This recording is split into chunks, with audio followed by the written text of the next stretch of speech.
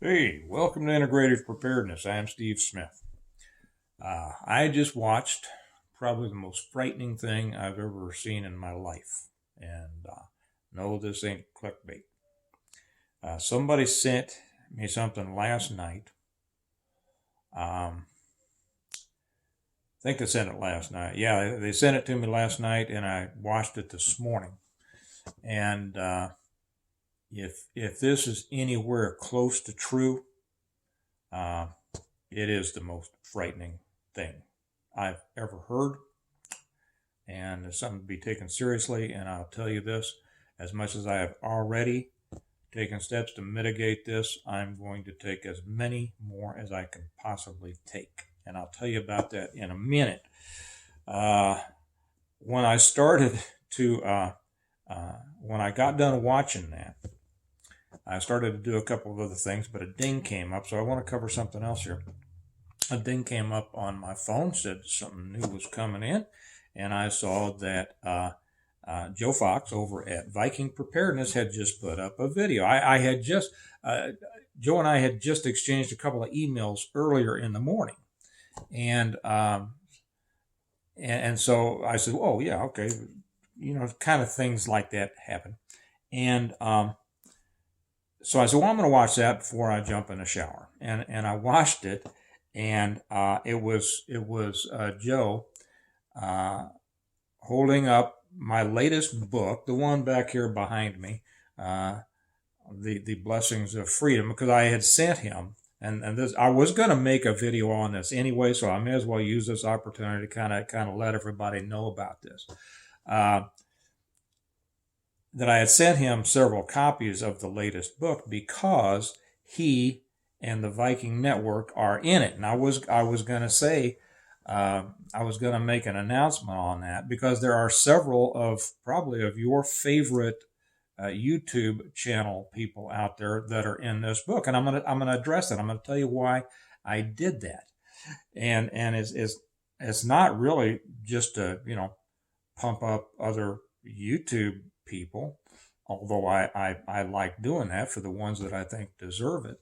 But it's because as I so anyway, he gave it a very nice talk. He's going to read it, and then he's going to let all his people know about it.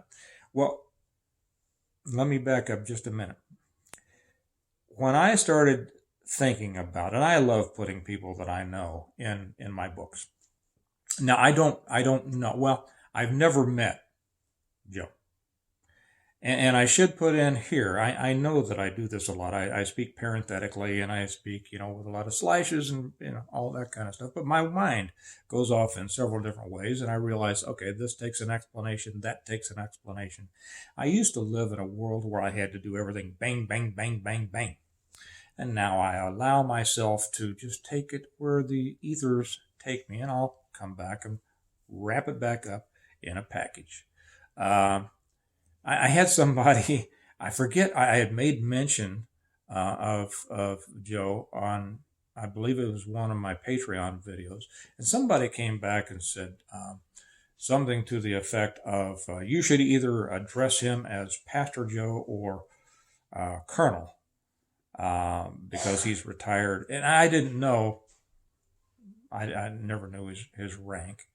And somebody apparently this person took offense to the fact that I called him Joe. Well, you see, I consider Joe, even though I've never met him, I consider him a friend to the extent that you can consider someone that you've never met a friend. We've communicated. I've watched him for years, and I consider him almost a spirit brother, in that everything that I've ever heard him say, I'm thinking, yep, yep, yep, yep, yep. That's it. If I had a doppelganger in that sense, he would be it. So I explained to this guy. I said, well, I don't call my friends by titles. So that's where that comes in. If any of you out there are saying, well, you should call him Pastor Joe, or you should call him this or that, well, that's not the way that I see him. That's not the way that I know him. I know him as what I consider to be a contemporary. He's also an author. If you don't have his book, I should have had it with me. You should read it. It's called, and I don't want to butcher the name here, Survivalist Families, Strong Families for a Strong America, something like that. It's close, and it's the best survival and preparedness book you'll ever read. If you don't have it, you should. But anyway, when I was writing my books, I like to put in, don't worry, I haven't forgotten the most frightening thing I've ever heard. I will get to it. I like to put in people, and many of the characters are based on people I know. And I like to put things in there like that. Well, there are several channels out there who I either through their videos or personally, and a couple others that I personally know, I think would have a very good chance of doing well in the scenario that I have put in my books, which is post CME. Everything's down. And 90% die off in the first year. Everybody knows this stuff, hopefully. If you don't, buy my books. And there are some people who I think have prepared to the extent that I think they do very well.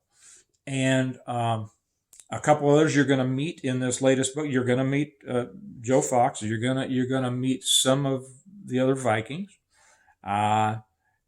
You met. I almost said his name, and I don't think he wants me to use his name.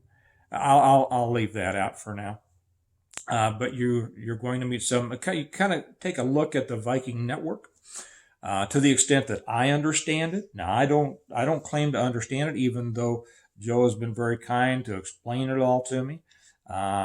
His ability to explain does not necessarily mean that my ability to understand is up on his level to explain, right? It's like kind of one of those, I can explain it to you, but I can't understand it for you, right? So we'll see how well I did with my understanding, because I've asked that he, let me know where he thinks I was right and if it would be something different. And you will see me kind of adjust that through there. But a couple others you're going to meet in there that you all probably know are Real World Prepper and Zombie Farmer.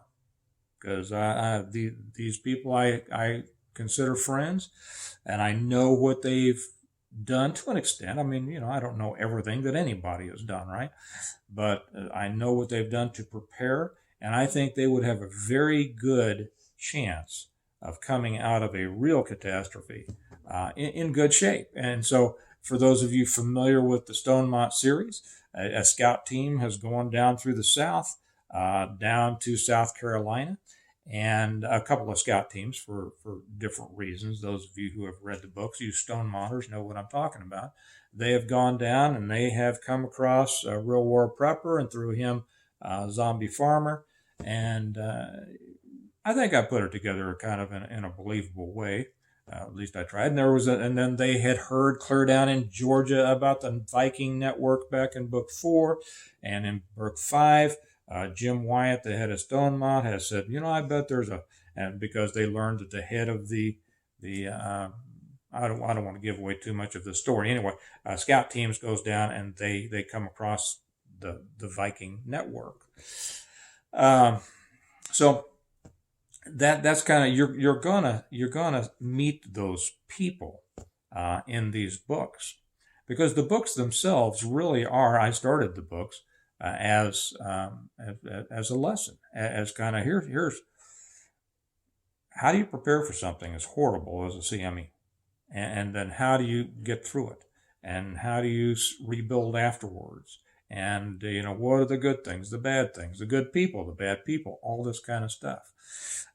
So anyway, I wanted to throw that in because I had been meaning to kind of interject this into one of the videos. And since Joe came out this morning and talked about my book, thank you, Joe. Thank you very much. I hope you enjoy the book.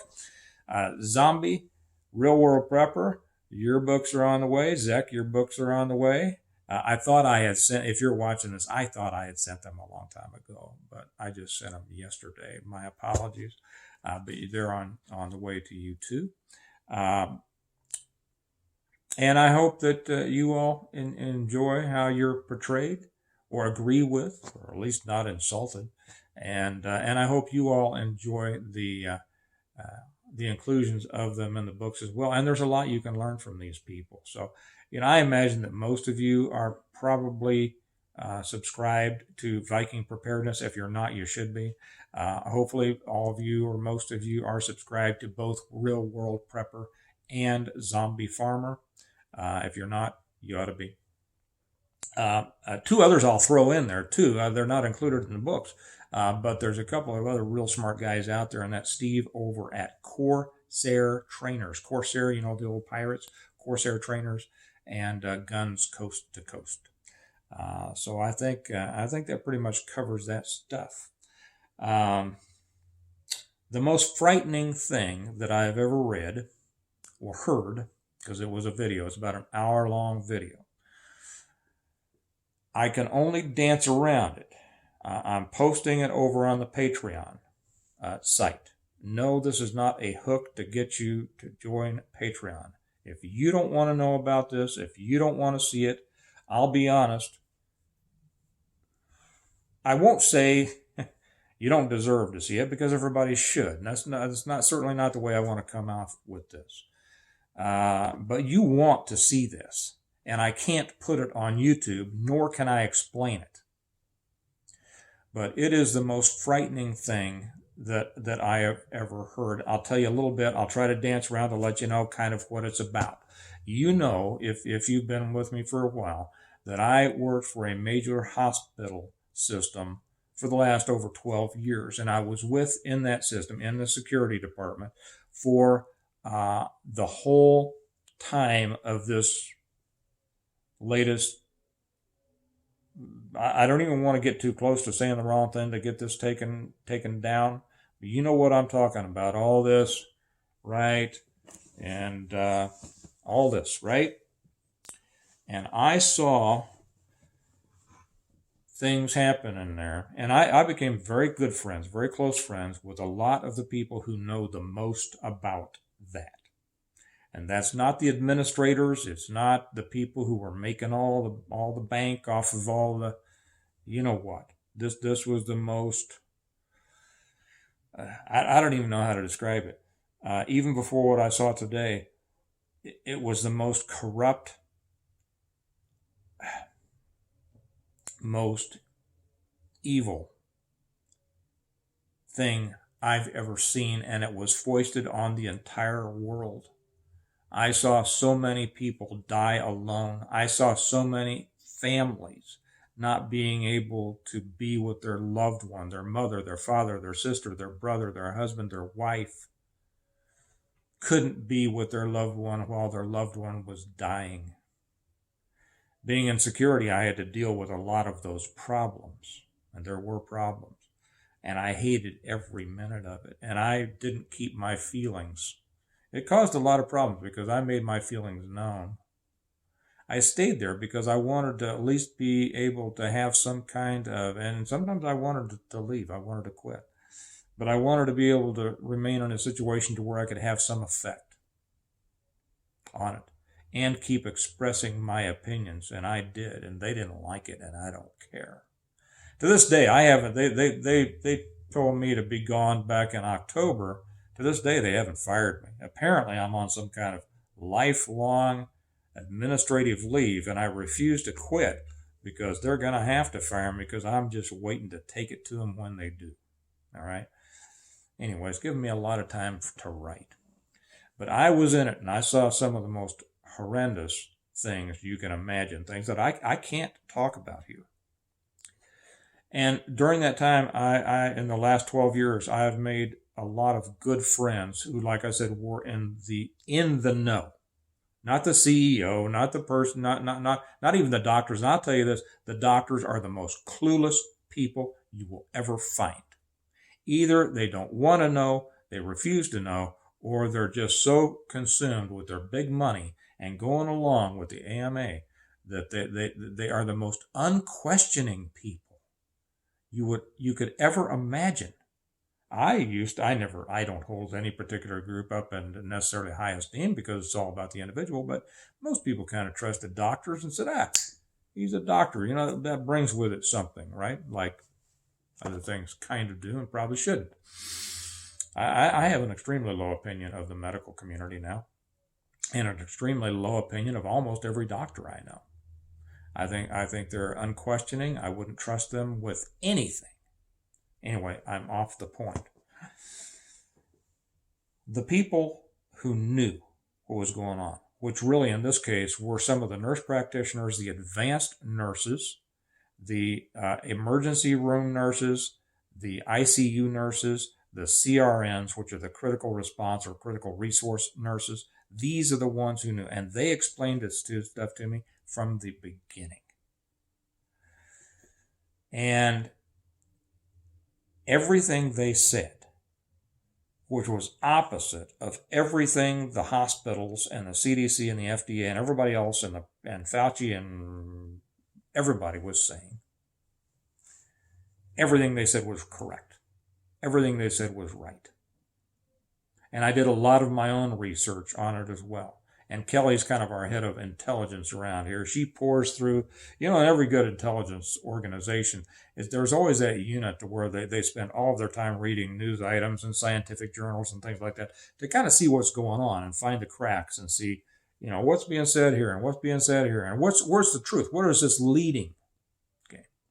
Why is this particular article coming out that doesn't seem like it should? It seems like it might be covering for something or preparing for something, and then 2 days later, bingo, there it is. That's where that fit in. Kelly's very good at that. Between all those, I had a real sense that what was going on was different than what we were being told. What I watched this morning was sent. Well, actually, it was sent by Kelly. She's the one that sent it out to the group, to our group. And one of the people from our group who is among that very top tier, those CRN groups, who has dealt with this every day for the last 2 years, 2.5, whatever it is now, she came back and says, that is exactly right. That finally explains it all. It finally explains what I consider to be the biggest crime ever committed against humanity on not even large scale, uber scale, world scale. And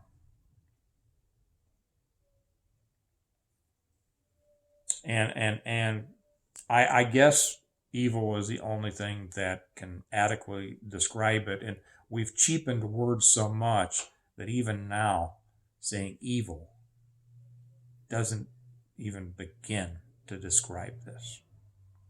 So what I want to suggest that you do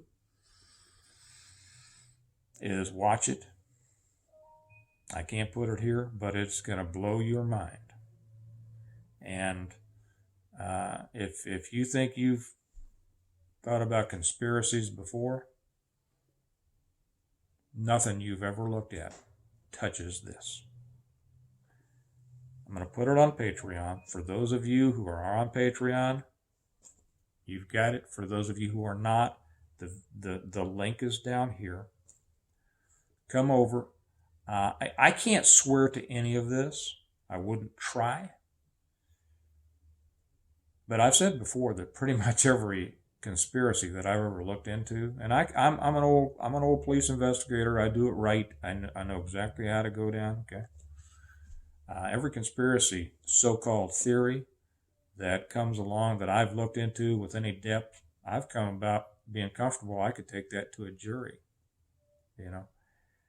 We're being snowed. We're snowed all the time. The truth usually comes from the alternative sources.